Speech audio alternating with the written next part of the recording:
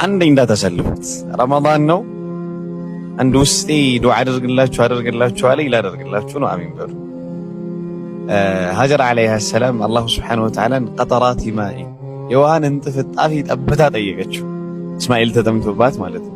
ፈጃአሃ ዘምዘም ፈይደን ዘምዘም እየተንባባ መጣላት። አላህ ሪዝቃችሁን እንደ ዘምዘም ያንባባላችሁ። ፈውቀ ረጃ አላህ ከጠየቅነው በላይ ነው የሚሰጠው። ፈውቀ ረጃ ይስጣችሁ፣ ከጠየቃችሁት ከለምናችሁት በላይ ይስጣችሁ።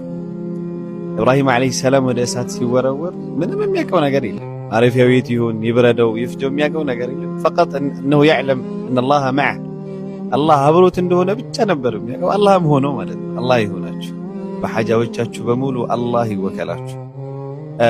ረመዳን ላይ ጾመው በየአንዳንዱ ሌሊት እኔ ከጀሃነም እሳት ነፃ እምላቸው ሰዎች አሉ ብሏልና አላህ ከጀሃነም እሳት ነፃ ይበላችሁ።